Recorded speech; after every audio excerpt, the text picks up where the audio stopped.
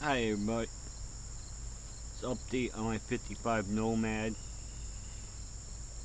As you can see, since the last time you guys saw it, I've got a lot of progress done to it.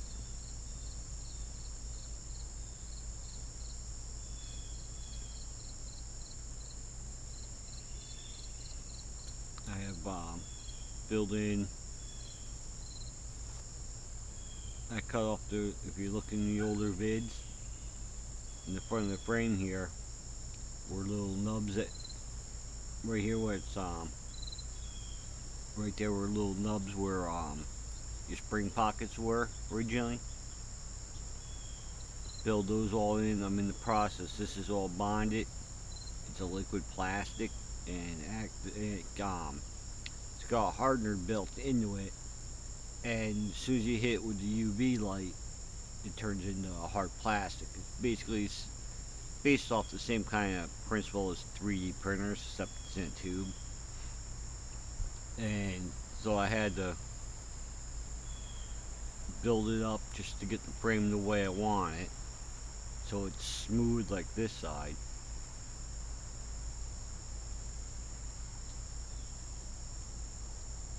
You know, you can rub your fingers across it. It's smooth as can be. And one of the things, that black stuff you see on here is not primer. This is what's called guide coat. This is a body man's best friend.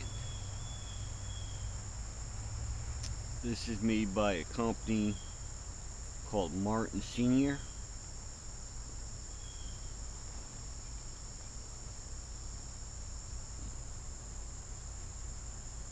And you can get it at Napa. The part number is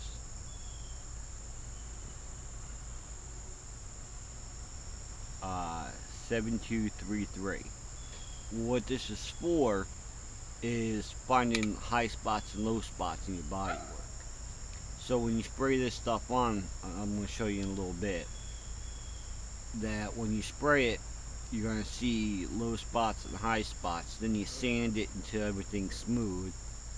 And then if you still got low spots, then you either got to throw in more filler, or, you know, if it's big divots like I'm dealing with, I'm going to use more Band-Aid if I need to. And if it was like, you know, just some fine scratches I got to take out, then I'd use, you know, actual bumper body bumper flexible bumper filler.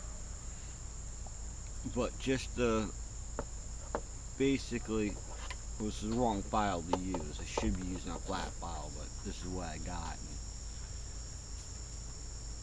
And you know how sometimes you gotta work with what you got so you can improve. Basically, I'm not sure how good you can see it, but it's really, really lumpy right here. So what I'm gonna do is just take the file and I'm gonna roughly knock down the high spots. Then I'm gonna come back with some 80 grit, sand it down smoother until I can see it. You know, now hit with some guide coat to see where all my low spots are and high spots, and then take the high spots down, and then you fill in the low spots. But basically, all you do when you're using, you just, this is a coarse. Only reason why I'm using round files, like I said, it's the only coarse round file I have. You know, the round file is it's a rat tail file. It's the only thing I have, so I'm using a round one. If I had a regular flat file, coarse like this one, then that's what I would be using. Because that's the proper tool. But I've been doing stuff long enough like this to know when to, you know, stop and how to keep it even.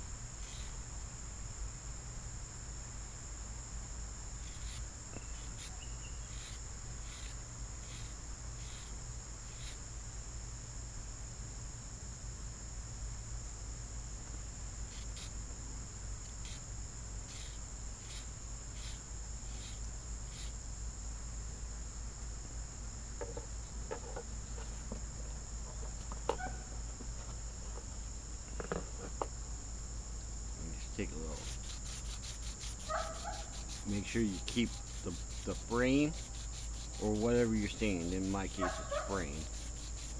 And what I did was, this is a an actual model sanding stick I got years ago. It has a little, you replace the belts on them. I'm not sure where I could get the belts, so I just took some sandpaper, cut it in full strips down wide enough, used one of those clips you get for paper, or, you know, like large stacks of papers. Just clip it so it holds it. And then you just switch the sandpaper out to whatever grit you need or whatever you need to do. You can use a block of wood, anything flat.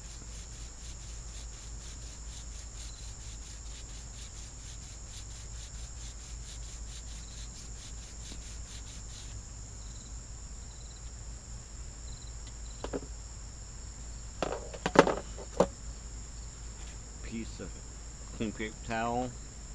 If you take rubbing alcohol, this is 91 proof rubbing alcohol. You put it towards the rag like this, and just barely give it a squeeze. You come out with enough rubbing alcohol on the paper towel that you can clean with, and you're not wasting a lot of product. Like right now, I got in this blue container, I hadn't filled it back up because I got lucky and found a little spray bottle that actually, that 91% alcohol I use, I get from CVS. It has its own spray bottle. It's labeled to match exactly with the bigger bottles of rubbing alcohol I buy, so I know exactly what's in that container every time I grab it, because nothing else will ever be in it. Just like this one, the blue one, I put rubbing alcohol on it. So one, I know what's in it, and two, I know that only gets rubbing alcohol. But basically, you shake the guide coat up like regular spray paint. Spray on just like, you won't spray on like regular spray paint. You just put very, very light coats of this stuff on.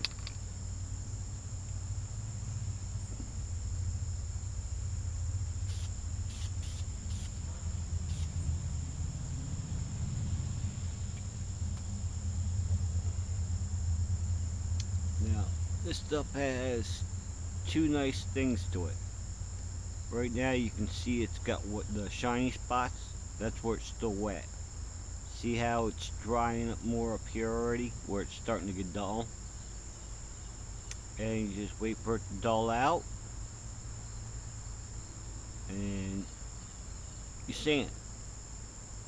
But as you can see, what looked smooth before is now all, you see all the high spots and low spots.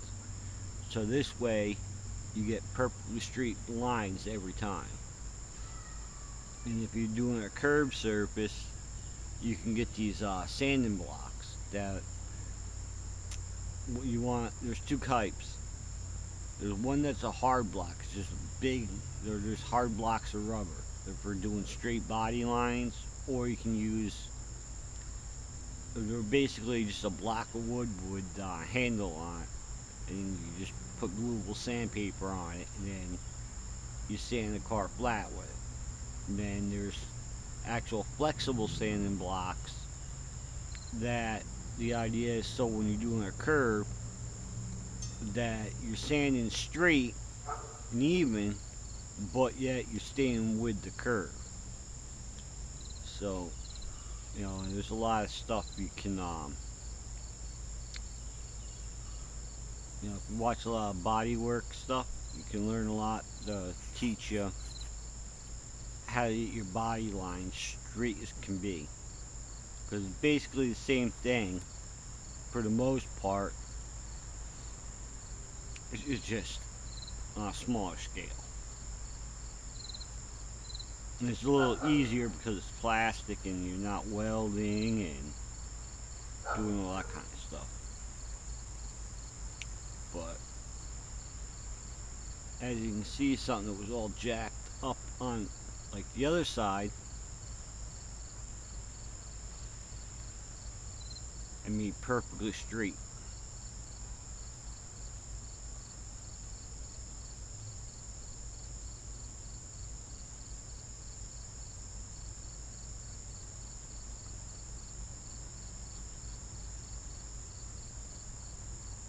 These sides were pretty much all like this.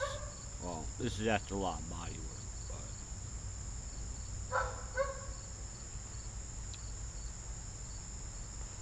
but and I got to bring one out with me, but basically to cut these nubs, cut these down. So originally I was going to use these original ones, why I left them on there. But now I decided I'm going to do what's called a body drop. And what a body drop is, you would remove all your stock body mounting locations and your floorboard out of the vehicle you're doing it to.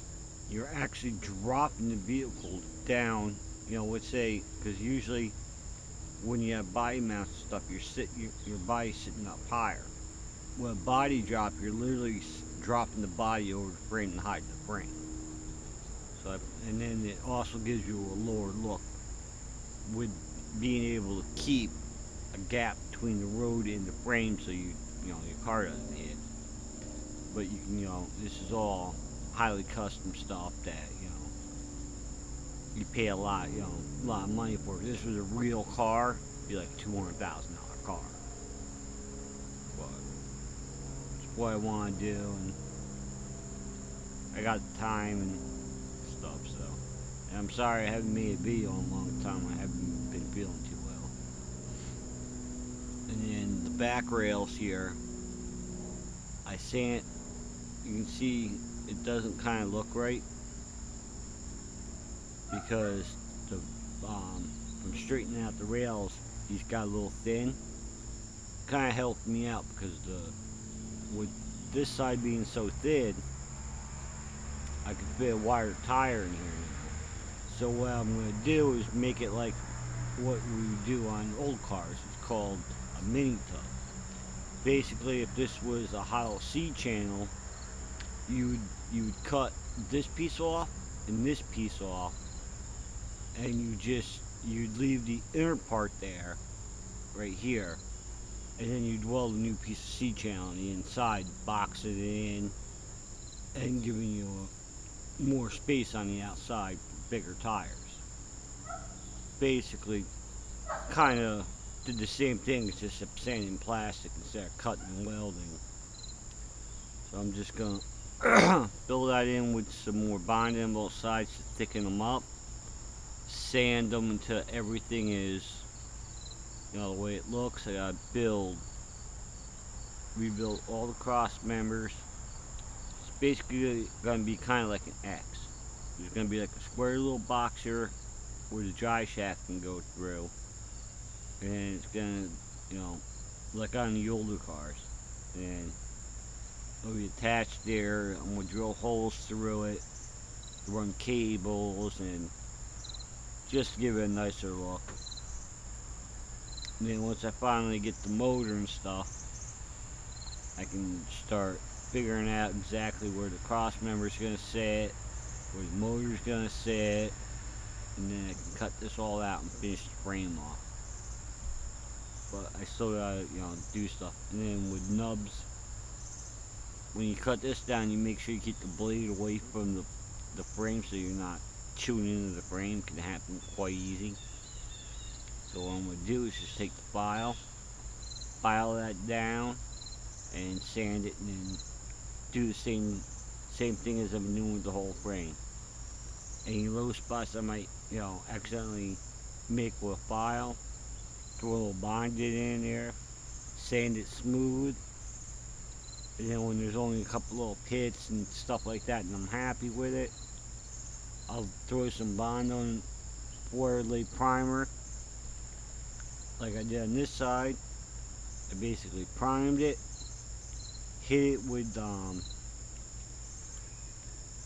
got smooth when there was just a little waviness and stuff I had to take out of it. that you can barely feel. Like lay down the mud, and then sand that smooth. Keep guide coating it, and then just keep sanding it till everything's smooth. And then if you still got some little screw ups, like little imperfections, then you use stuff called filler primer. The idea of it is after you lay your sealer, it takes out very, very small imperfections like, um, you know, sand and scratches, little, little digs, something like that, and then you block sand it again, and then you're ready for paint. But like I said, it's getting there. It still needs work, but at least it's getting there. But whenever you do a high-end car, some of these guys in these cars have, hundreds, if not thousands of hours in them. And a lot of these high-end builds, like when you see shows on TV, 30 minutes doesn't do the work it really takes to get into them justice. If they cut out all the bull crap and did more tech stuff, you would see that, building these frames could take them a month just to do a frame right.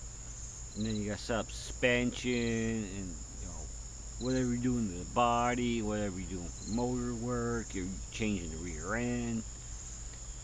So building a nice car always takes a lot of money and a lot of time. Don't matter if it's made of plastic or if it's made of metal. And see again,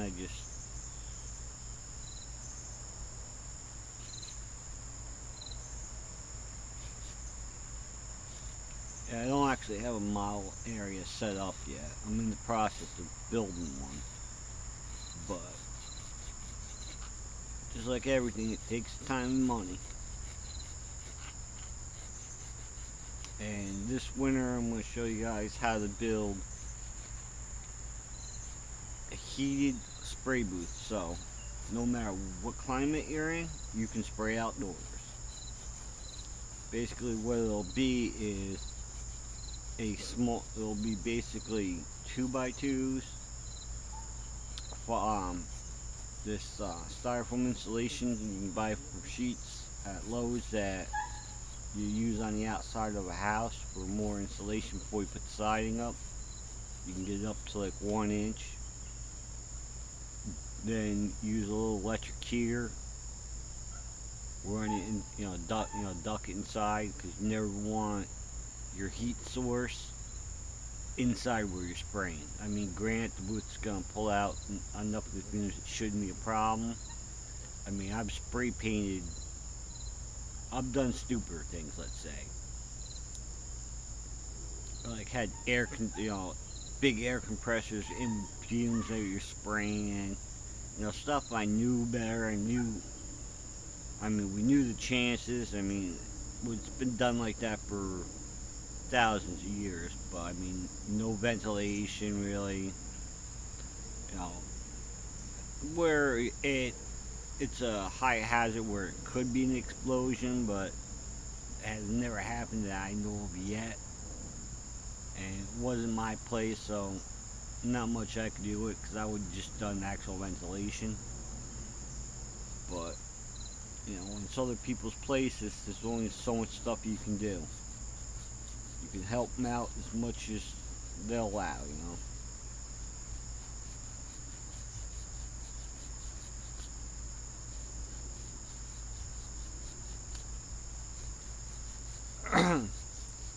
And I'd like you guys to go check out a couple modelers on here. One's name, I'll put their links to their YouTube page on here, but Young Model Master, Kid 16, he builds some nice stuff. He's doing some really nice work for as long as he's been doing it. I'm surprised. And then SKYLER of, I'll have to get back to you on his Yahoo name or YouTube name. My brain's a little scrambled right now. And Cliff, Clifton Smith.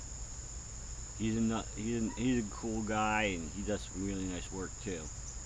And check out the Friday night hangouts with the Young Model Master. It's a bunch of good guys, and they're funny as hell. And they show some nice work and get some really good tips off it. And if nothing else, you're just gonna have a good time. Usually it's Friday, I believe it's usually Friday nights starting at 8, or 9 o'clock. He lives in Kentucky, so I don't know what time it would be for everybody else.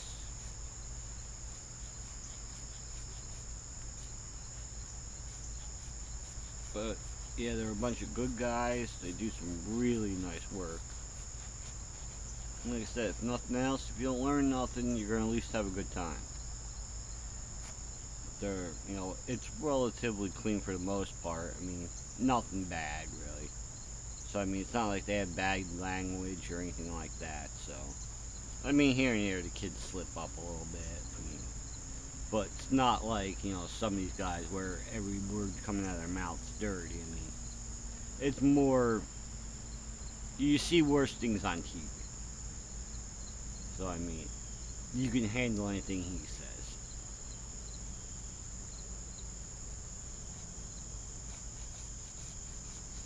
But they do try to keep it clean because of the audience. But you know how it is, bunch of guys getting together. Women are always welcome.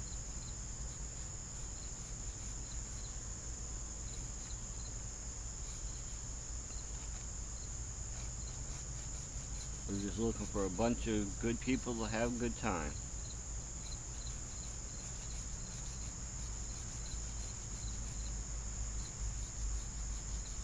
But as you can see, doing this stuff takes a long, long time. This is why I got so many hours into this thing. And plus, like I said, I haven't been feeling good, so I haven't been working on it as much as I would like to.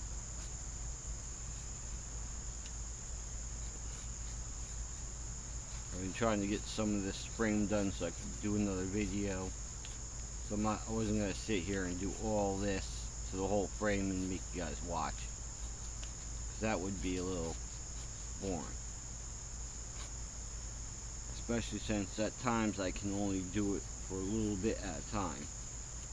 Like right now I'm kind of pushing myself a little bit.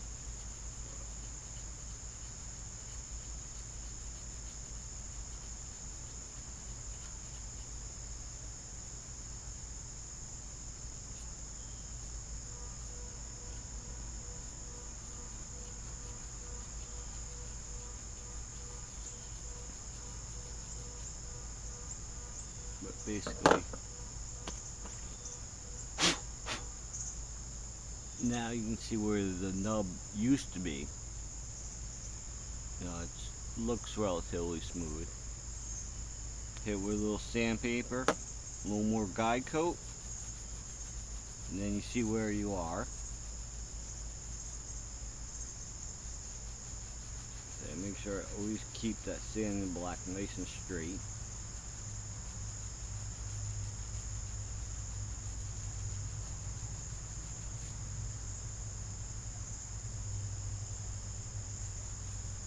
I already feel like I'm probably gonna have to use some bonded on here.